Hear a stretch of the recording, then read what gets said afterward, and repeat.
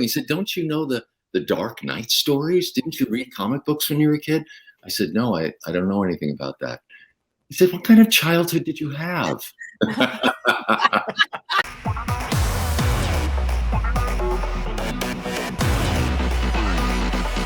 Welcome, friends and fans, to another edition of GalaxyCon Live, where we are bringing the convention experience directly to you. And today, we are going back to Gotham City in the year 2039 with two incredibly talented guests from the award-winning series Batman Beyond. So without further ado, let's head on down to the Batcave and see who we find. Our first guest is an actor whose body of work includes Kim Possible, Transformers, Robots in Disguise, and of course, Boy Meets World. Today joins us to discuss playing the voice of Terry McGinnis, aka the second Batman. Please welcome back the always awesome Will Friedle. Hey, how are ya? Hey, how are you, young man? I'm good, thank you. Second Batman, I like that. Yes. You know, it's like the Batman, second Batman, OG Batman. Yeah, we'll just call it the second Batman. I like that. Yeah, Dave. Will, how are you, man? I'm good. How you doing? It's been a while. I know, indeed. Yeah, we're holding the line over here. Again, the world is slowly getting a little bit back to normal. Everything else, we're good. We're doing live shows again. Next year, we got more planned out. So, yeah, we are. Science and technology is getting us back to where we almost were. Yes, I know. Thank God for that, right? Yeah, we're starting to do some conventions and stuff like that and getting out in the world again. So very, very happy. Absolutely. And I am so happy that you're here today. I'm happy that our second guest is here today. Let me bring him out. Let's get on into this show so dear to my heart as well as our audience. He is an actor whose body of work includes Kennedy, Tour of Duty, and Dynasty. Today, he joins us to discuss the role of billionaire socialite Bruce Wayne, aka the original Batman. Please welcome back our friend Kevin Conroy. Hey, how are you? Good to be here. Good to have you back, Kevin. How you been? The original Batman, I think that was Adam West, wasn't it?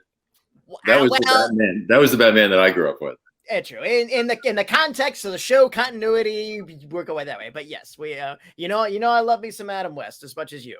Yeah, I loved Adam. He's wonderful. Oh yes, and yeah, you got to the gray ghost. He was amazing. There was this wonderful incident that happened. I think Will knows about this.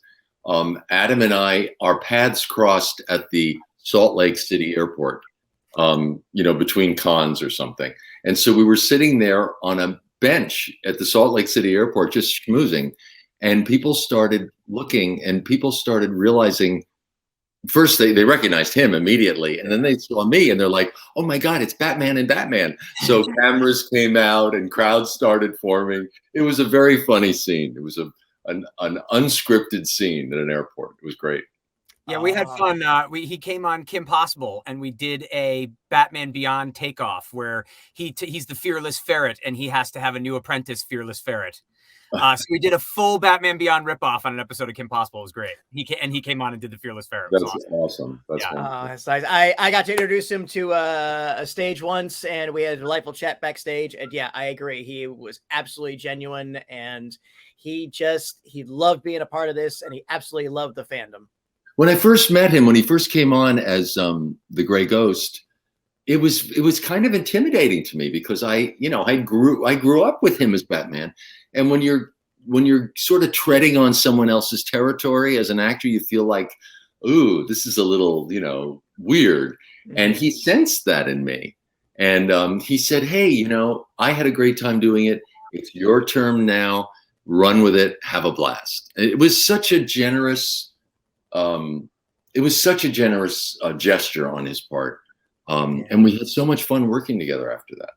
But that's what you did for me. I mean, you did that exact same thing for me. We had that conversation and Beyond. Right. But I think that just makes sense. I mean, you don't get to own a role. You just get to rent it for a while. You know what I mean? Yeah. And then someone else comes along and rents it. Yeah. So I was happy when you came in because it meant that I had another show. That's what Andrea Romano told me about Batman Beyond. She said, the good news is you've got a new show. We've got a new show. And of course we want you to be, on it. And I said, oh, that's wonderful. She said, you'll be Bruce Wayne. And I said, and we start that's when it stops. You'll be Bruce Wayne. I said, what do you mean? What's happening? She said, we're going to have a younger, new Batman. I said, younger? I'm not old. I can still do it. Oh, it's such a brutal city, Hollywood. I think you were. I think I'm older now than you were when we did Beyond. I think yes, you are. Yeah, yeah. So time flies. Time flies, doesn't it? Absolutely, absolutely. So that was going to be an opener question because Kevin, I think, yeah, you were already in the family, so to speak, and I've heard you say that before. It's, well, we're going to do this new show, but Will, you had to come in and you auditioned. I believe you strategically did 2 voices, one for Terry and one for what you interpreted your Batman as. I did, yeah. Well, I mean, getting the audition was frankly luck. I mean, Bruce Timm's wife was a big fan of Boy Meets World, which I was on at the time, and when they knew they were casting a young Batman, she said, "Oh, you should bring in Will for this role." And I went in and I read, and in my head, what I always thought was, you know, one of the things that was so amazing about, especially Kevin's Batman, who was my Batman growing up, was the voice, was the gravelly gravitas of how does not going to scare the hell out of every criminal that you stop, and how is this 17-year-old kid going to be able to pull off that same kind of fear in all of these criminals? So in my head, it was him disguising the fact that he was young by deepening the voice, and so it was more the mythical Batman ethos as opposed to, you know, this 17-year-old kid going, "Hey, stop!" You know, nobody's gonna do that. Which again was kind of, I was such a fan of the original Batman series and everything that they've done, that when you went back to Mask of the Phantasm and all these things, and then when you got more into Year One and things like that, where there's a great scene that Kevin recorded in one of these things where it was Bruce Wayne's first night out, and he had yet to dress up as Batman. So he didn't have the fear behind it. He had the skill, but he didn't have just the instinctual fear behind it. And I wanted that same kind of moment for Terry, where he kind of realized, where it's like, I better deepen up the voice and try to sound cool, or this is never going to work. So yeah, it worked out for that. I think I was one of the only people that did that. And I think that worked out for the role. So I was very lucky. I would absolutely concur. And on Kevin's earlier point and to yours, I mean, this role and this character and the mythology behind it, it's like Shakespeare, it's like Sherlock Holmes. It's just a fantastic ongoing character. And one of the things that I love about both you gentlemen and what you brought to the role is that you treated it as a responsibility as well as a gig. You really understood that this character is a big deal to a lot of people, and you absolutely did it right for anyone and everyone who did these roles before you. And you certainly kept the bar very, very high for everybody who's going to do it after.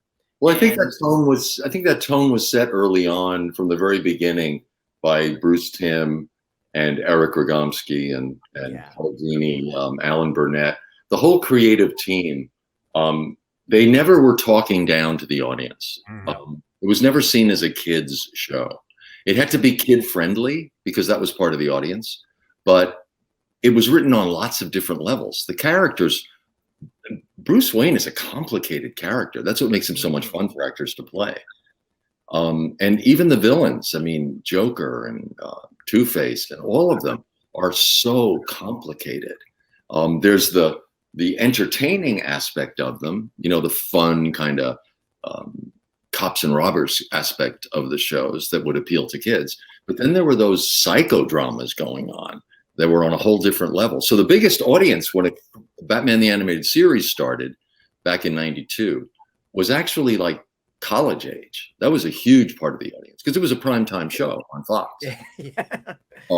So I think the producers set that tone early on of real respect for the material, respect for the characters, respect for the audience, you know? Yeah, very much so. There are, you know, there's different camps when it comes to superheroes, the quote unquote superheroes. And there's those people that think it's a bit childish and they are, you know, it's comic books, they're for kids. And then there's the people like Bruce Timm, like Paul Dini, like all those people who look at it like it's American mythology. These are our heroes. I mean, this is Zeus, this is Apollo. It has the gravitas of the ancient Roman gods. And the people that look at it that way are thankfully the people that were in charge of Batman Beyond, Batman the Animated Series, Justice League, shows like that, where, I mean, that's big American mythology. So when they come at it from that angle, it became the show that it did, which is when I first went into audition, and I think Will had this experience too, of it being the first animated show you audition for. So it's like, it's just 1 in a million chance that this would happen to an actor. It just doesn't happen very often that way. Usually you go on dozens and dozens and dozens of auditions before you get a job. To walk in and have the first thing you audition for in an animated capacity be the brass ring doesn't happen. No. Oddly, it happened for both of us involving Batman. But when I went in '91, when I auditioned for it, 30 years ago when I was a child, Bruce Timm said, you know, what's your experience with Batman? And I said, well, I know the Adam West show from the 60s. That's what I saw when I was a kid. And he said, no, that's not what we're doing.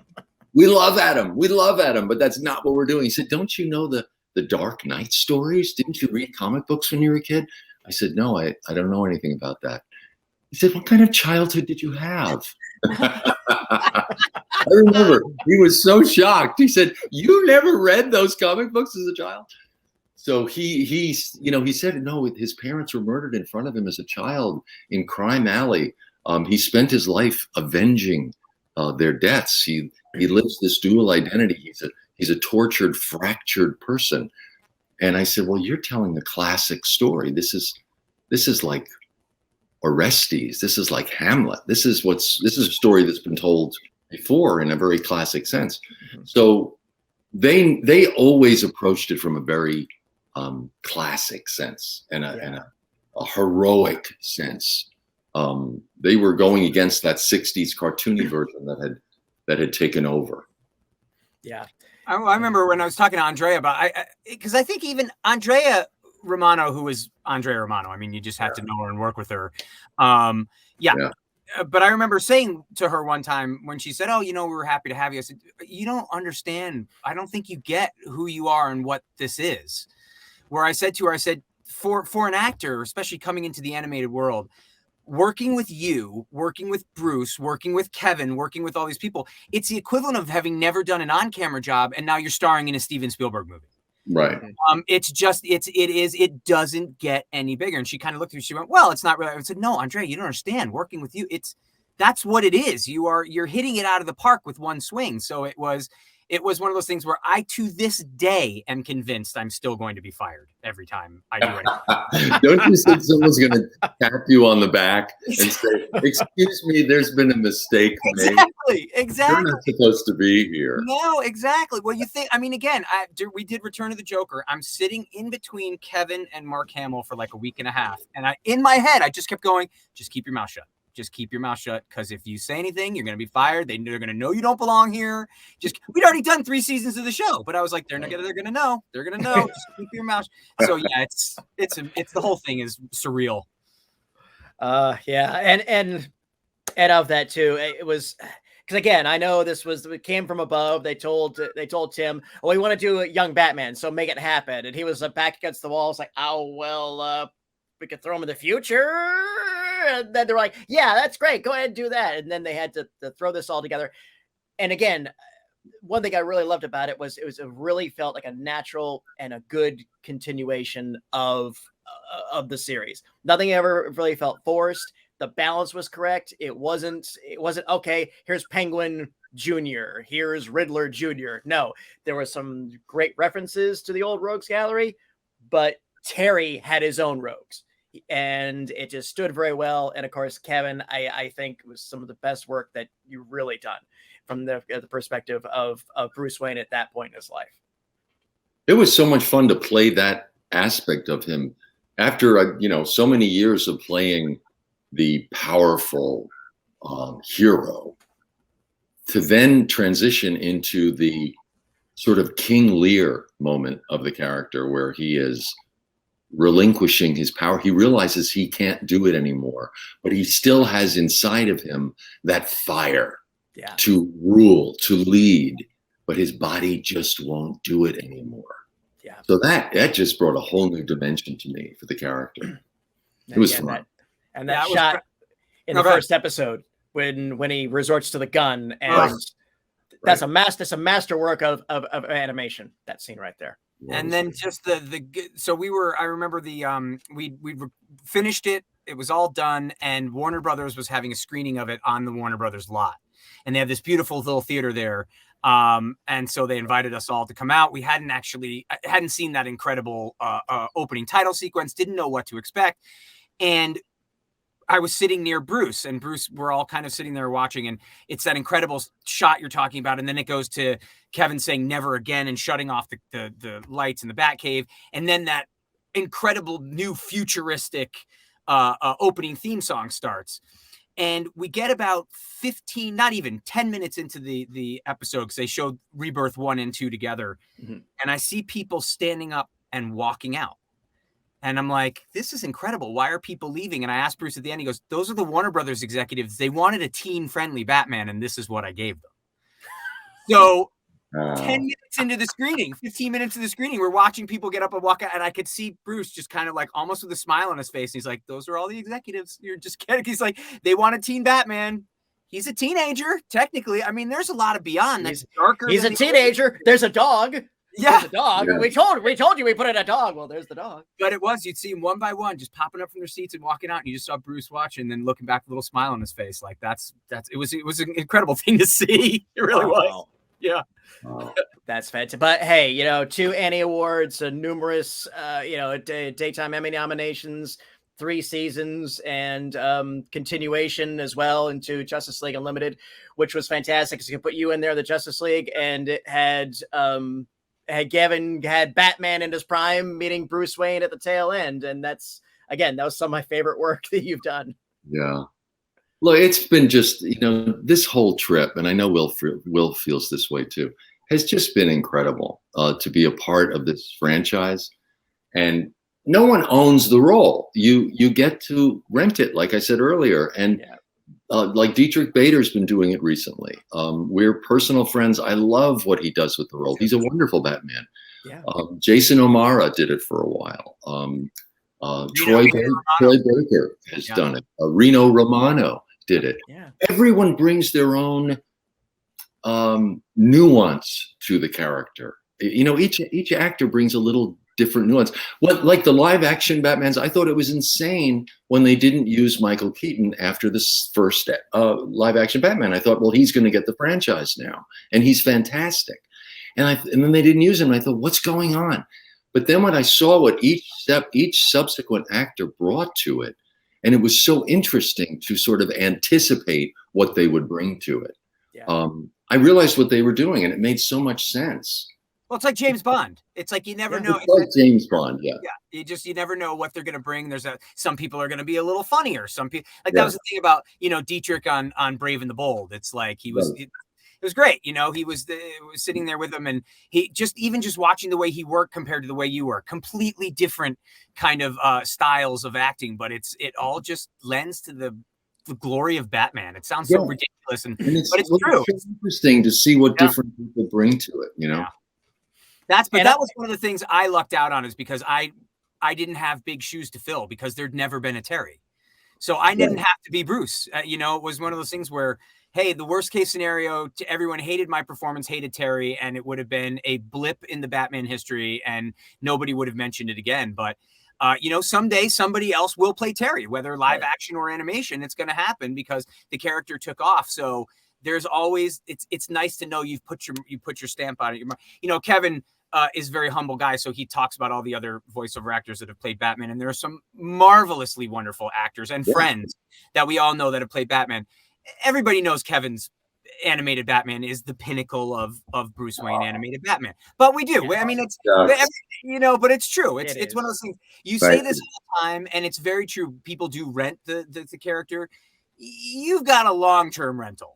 Kevin had a lease. Exactly. So I appreciate that. Thank you. It's true, though. It's one of those things where there's different levels of it, and Kevin is certainly at the pinnacle of that. And I don't think I'm misstepping, and I don't think there's any Dietrich or Roger Craig Smith or Troy or any of these people would disagree with that. So yeah, there's different levels of doing. Like, there's 1,000 incredibly wonderful actors out there that have played the Joker, animated live action. Oh yeah. Mark's got kind of the pinnacle of the Joker. I mean, even the live action Jokers reference Mark Hamill's Joker. I mean, there are certain people that play it at a different level. And that's, Batman the Animated Series, especially, it really changed the whole ball game when it came to not only the look of animated series, the feel of animated series, but the acting behind animated series.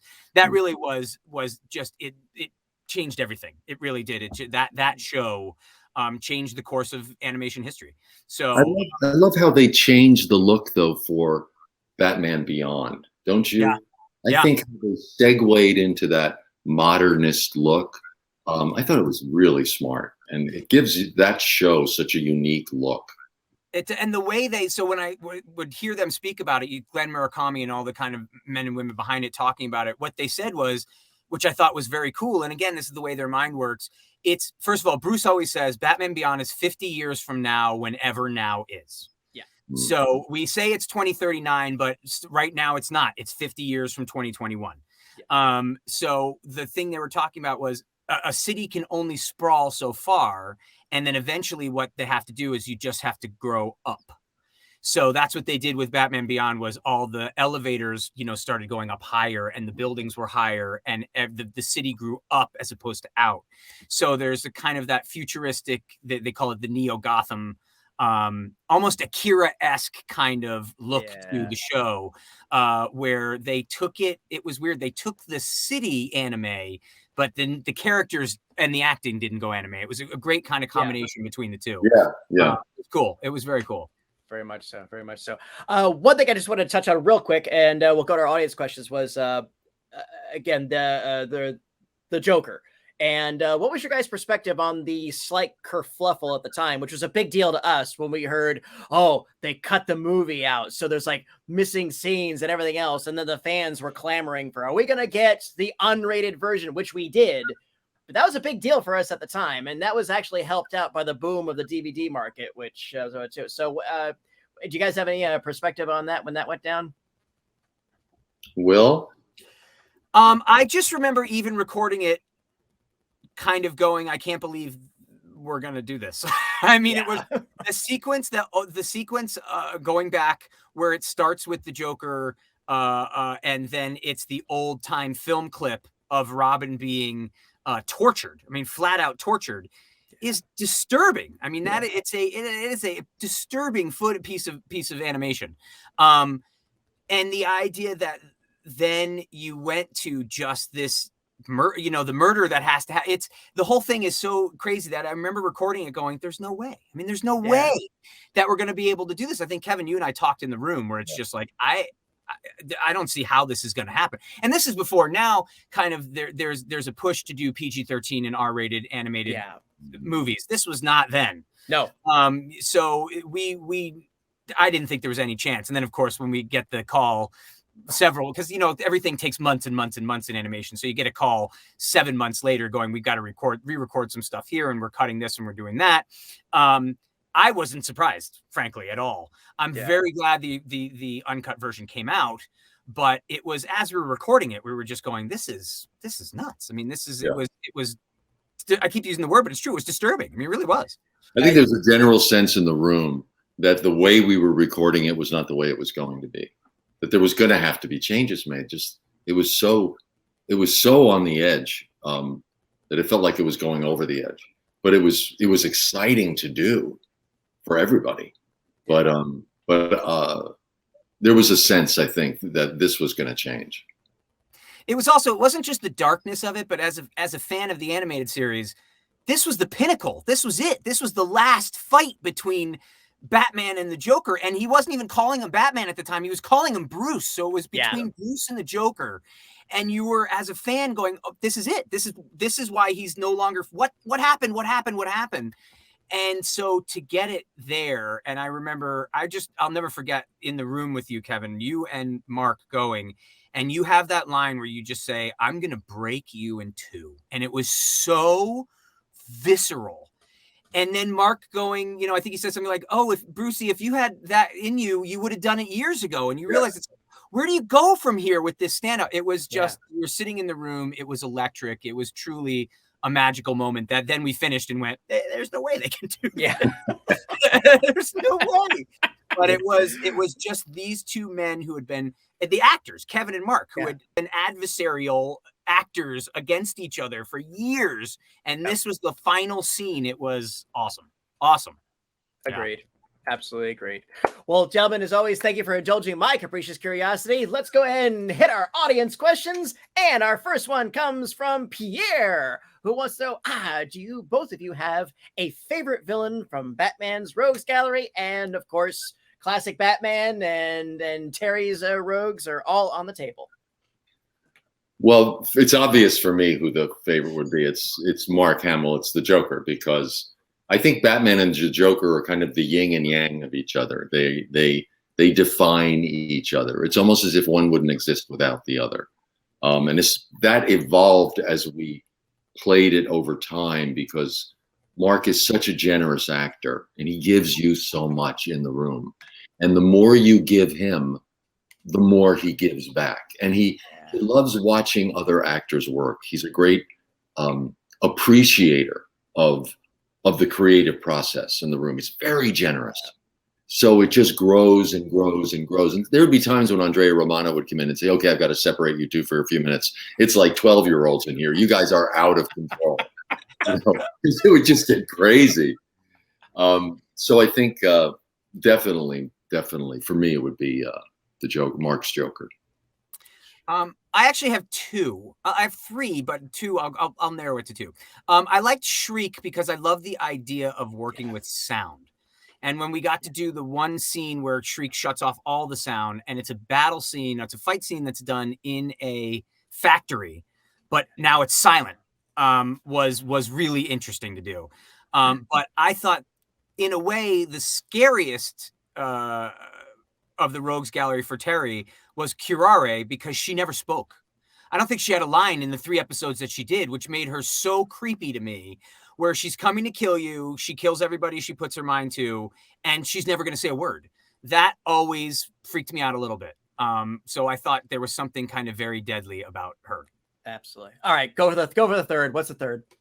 The third to me is Ink, because I loved what they did with the Ink character, and I loved. Yeah. To me, Ink was Clayface. So that's one of the things Bruce did very well. Bruce Timm did very well, is he would take the attributes he loved of the old Rogues Gallery. Instead of doing Clayface Jr., they came up with Ink, which was an entirely different character, but with the same kind of properties. And I thought stuff like that I thought was pretty cool. There you go. There's one other villain in my realm that I loved was Mr. Freeze, because I think largely because of the performance of Michael Ansara.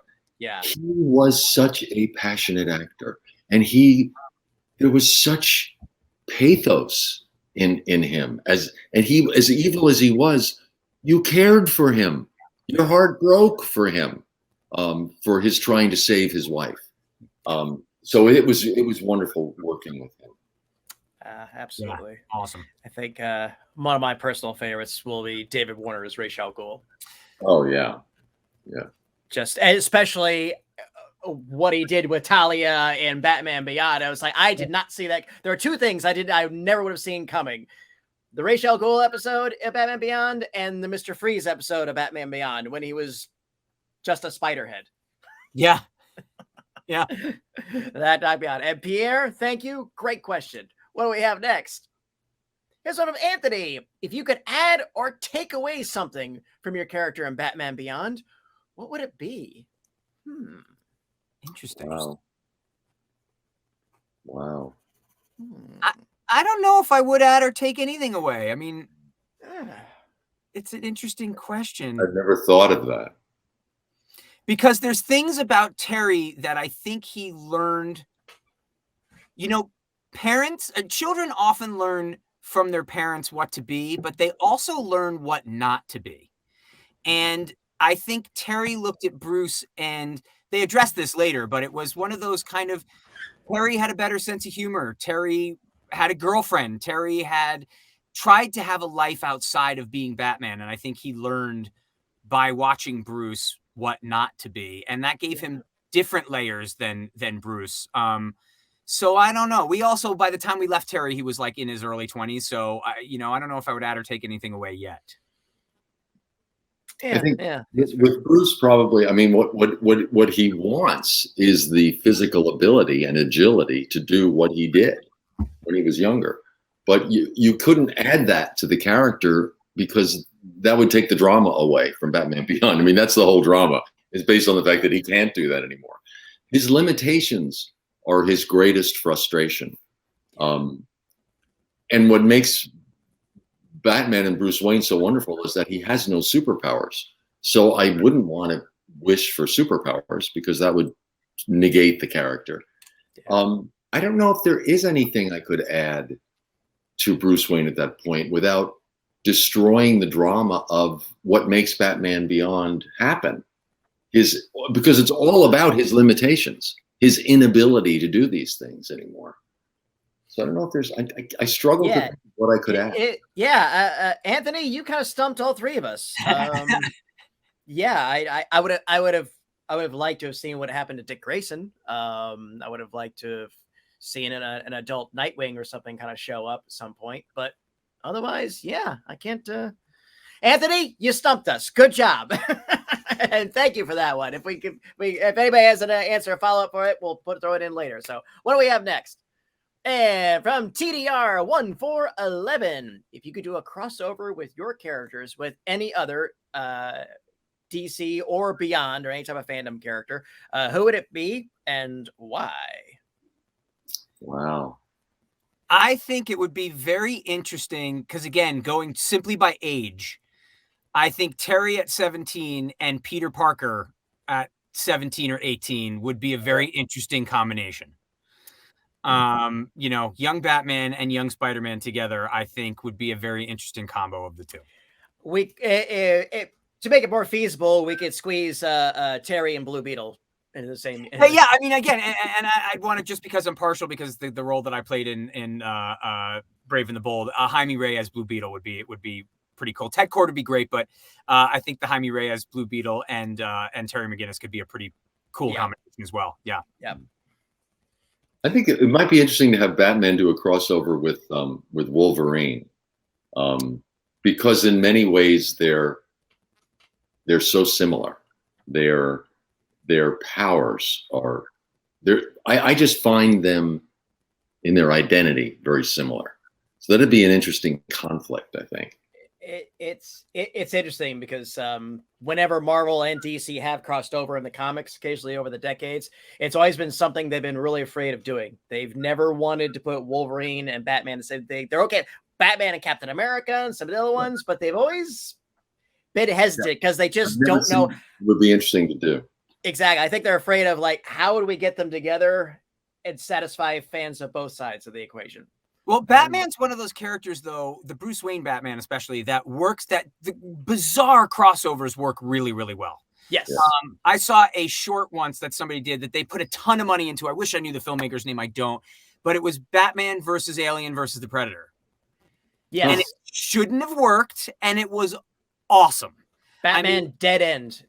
It was kind of the first fan film that really got people excited, and it was before YouTube, so people were going to the deep web to get copies of it and everything else. But seeing Batman there at the end, he's holding the batarangs one in each hand, and you've got the Predator approaching. I mean, it was the coolest thing in the world. You're you'd never match them up, and it was great. Yeah, that was really cool. Next time you watch it, when you see it from the Predator's vision, notice that he's using the thermal vision. Yeah. Batman is cool. He's not radiating heat because he's all right, bring it on. That's all. Yeah, very cool. The cool ninja. Yeah. Exactly. All right. TDR 1411. Thank you. That was a fun one. From Steve. Is there a classic Batman villain you wished had shown up on Batman Beyond? I think it would be, and again, it was originally what they were going to do for the second film. But then we did it in epilogue and they made it Amanda Waller. It was originally going to be Selina Kyle that gets Terry cloned. That clones Bruce. Really? Yeah. So Bruce Timm has spoken about this in a number of different places where that was the kind of the original story was going to be Selina keeping Batman alive. So I think seeing older Bruce Wayne with older Selina Kyle and the relationship they would have with Terry would have been very interesting. Yeah. That would have been interesting. Almost who played Selina on the animated series? Adrienne Barbeau. Adrienne Barbeau. She was wonderful. Yeah, amazing. Yeah, see, I knew in that storyline Selena was going to be involved, but I didn't know she was going to be the hands-on thing. Yeah, pretty sure. I could be speaking out of turn, but I've heard him tell the story before. I'm pretty sure it was supposed to be her kind of keeping everything going. Well, I've been trying to get with Paul for years, so hopefully I'll add that to my thousands of questions I have for him. Two-Face would have been interesting on Harvey Dent on Batman Beyond. Yeah, he's such a complicated character. I love that character. Very much so. There were no superficial Batman villains. They all had these rich kind of storylines where, you get, and I'm not bashing anybody. I'm a big fan of Marvel too. I really am. But occasionally a Marvel villain comes up and you're like, there's not really much to that villain. It's a bad guy.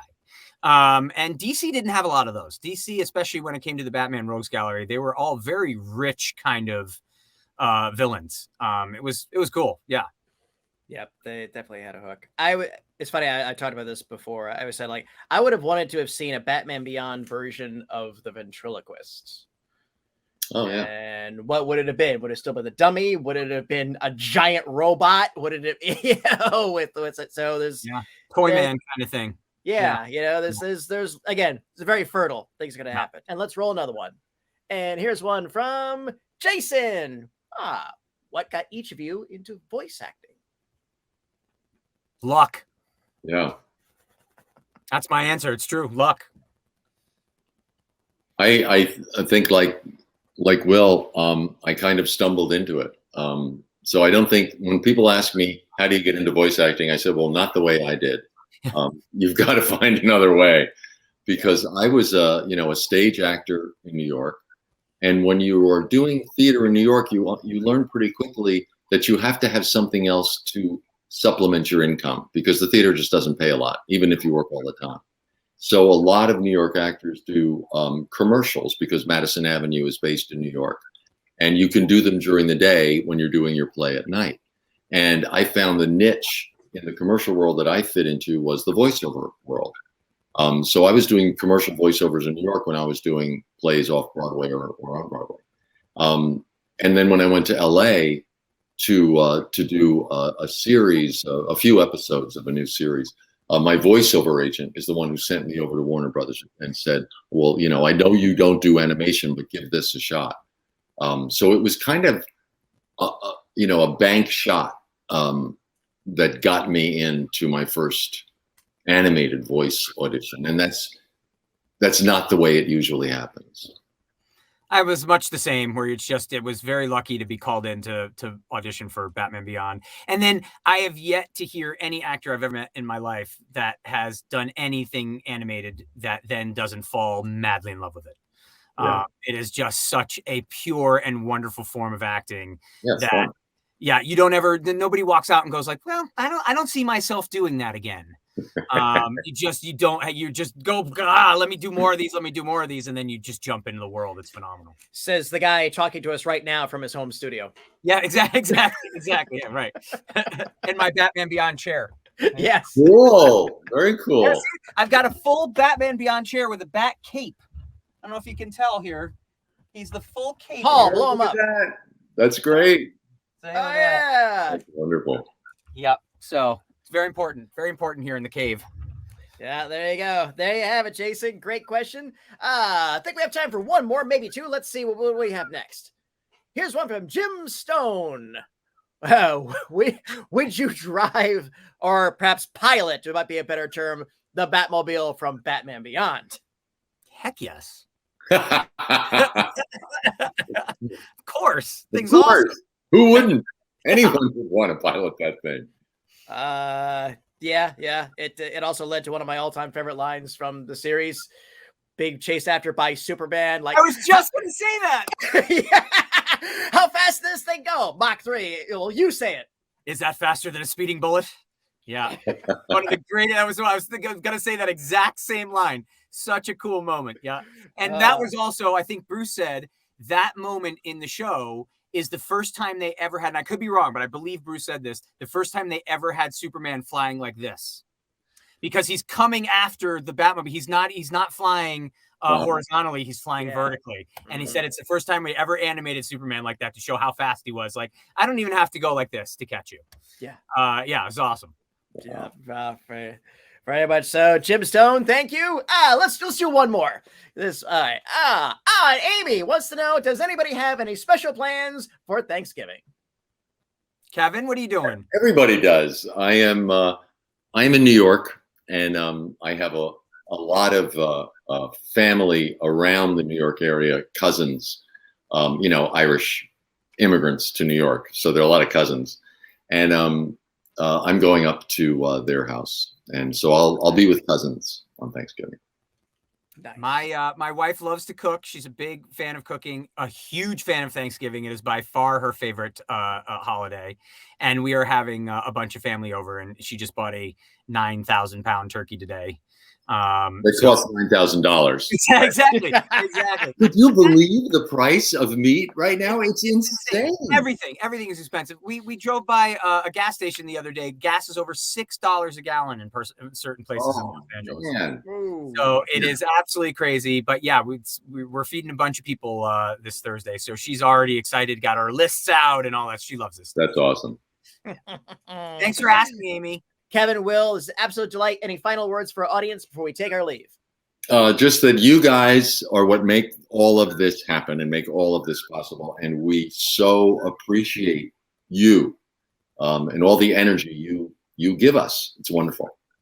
I couldn't add anything other than have a safe and healthy holiday season. Yeah. Absolutely. As always, gentlemen, it's been my absolute pleasure to serve you both. Once again, thank you for joining us on the GalaxyCon virtual stage. Thank you to our audience for joining us. Thank you for your great questions. Hope to see everybody again soon. Have a great holiday. And until then, bye-bye. Take care. Oh, I love the bats. Remember, smiles are free. Spend them often.